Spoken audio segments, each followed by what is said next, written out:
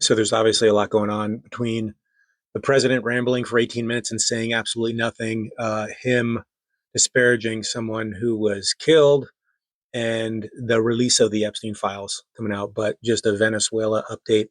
Admiral Bradley, who is now in charge of U.S. SOCOM, was in charge of JSOC for the September 2nd strike, came out and said there's no reason why they could not provide portions of the video to lawmakers and to the public. Many of the lawmakers have already seen the full unedited video. They all have clearances. He said there's really no reason why they couldn't. And this is, of course, after about 2 dozen of these strikes have been pushed all over social media by Hegseth and Trump. And he came out and he was honest. He was like, we can declassify these and we can remove some of the information regarding sensors and things like that and sources, and we can show those. So that puts the ball squarely back into Hegseth's court, where now he can't just say, well, we can't release it, and we're still looking at. They've been declassifying these things for weeks so that they can get hits on their social media. They can do the same with this. I expect that the public will see at least a portion of this video at some point in the near future. But good on Bradley for admitting that he can't order the release of the video himself. That has to be Hegseth or Trump above him. But the fact that he said that they could do that, that's good. And it puts Hegseth in a position of like, oh, fuck. So great.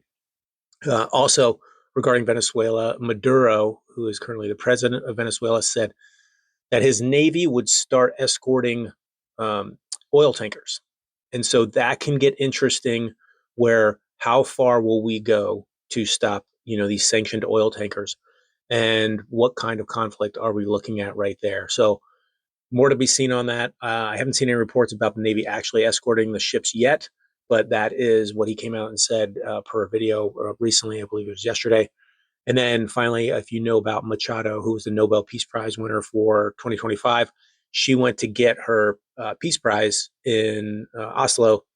And then I believe, is on her way back. She was actually smuggled out with help from U.S. veterans who have helped release kidnapped hostages in the past. She was helped to get there to Oslo to receive her prize. Machado is the individual who lost the election to Maduro. There were a lot of international organizations who said that that was a hinky election. And so she may very well be the rightful president of Venezuela.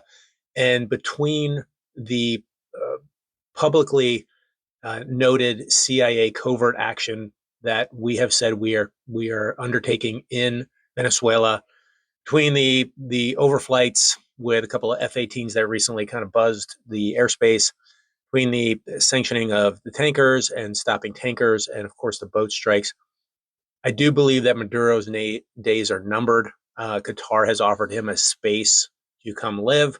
I think the CIA is probably ginning up a massive protest to get him out, and they are laying the groundwork.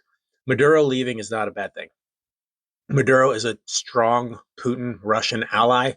Getting him out of there is great. Machado would be an upgrade, and I know some people will be a little concerned because she, said nice things about Trump after she won the Peace Prize, which he desperately wanted. And I get that. But for the people of Venezuela, it would be a massive upgrade from Maduro for sure, or it should be, based on what she's been running on and what her opinions are on things. So that would be a good thing. The biggest bone of contention, obviously, that I have is the way that we're going about this as a country, with military strikes in the Western Hemisphere without Congress approval. Senate, I believe, is going to have a vote here shortly. The House voted against both of those. Those were Republicans who voted against them getting their own war powers back. But the Senate is going to have a vote as well, and we'll see where that goes.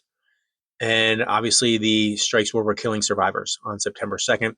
Since then, we have not been targeting survivors. We actually picked up a couple on October 16th and sent them back to their home countries of Colombia and Ecuador. So something changed there. Somebody knew we were doing something wrong, and that has changed. But we still have to get accountability for September 2nd, in my opinion.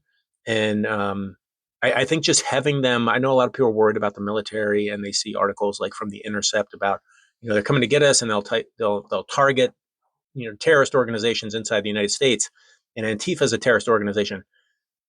Here's what I would say is, if you watch some of this testimony, these generals like General Goulot, who's in charge of Northcom, uh, in the country and reports to Hegseth. He said if it was a lawful order, and that's where the rub is. It's a lawful order, and what you're seeing is this pushback, especially with the accountability for Bradley and Hegseth about what is a lawful order, and the PSA that the six Democrats did about disobeying illegal orders. You're seeing a lot of pushback in public. You wouldn't see that if Trump owned the military and he could do whatever he wanted. And I need to remind people about that. You wouldn't see that. So the fact that we are having accountability up in front of Congress is a great thing. We've got judges who are pushing against National Guard deployments. They're out of LA now and back under Newsom's control. They have stopped them in Portland and places like Chicago. So the line is holding. And this accountability up in front of people, if you're worried about the military flipping for Trump, if there even are a couple of people in the military who are like, oh, I kind of dig Trump, maybe I'll just do what he says. They're watching Bradley giving testimony after testimony and this being a big thing and saying, I don't think I want that heat. So please be aware of that. Gallo and Northcom about striking designated, terrorist organizations inside of the United States, and Antifa being a terrorist organization. He said only if it is a lawful order. Okay. Attacking US citizens is not a lawful order. They're not law enforcement. And so you would have to carry a whole lot of water to get people to start believing that there's a terrorist organization here who happened to be anti-fascist. You had the guy from the FBI in the testimony the other day who didn't even know where a headquarters was. He didn't know who people were. It's such bullshit to be anti-fascist and apparently be a danger. You're only declaring anti-fascist a danger if you're the fascist. The military gets that. They're the OG Antifa. So I would not be scared. Please support the military, support the National Guard. Yeah.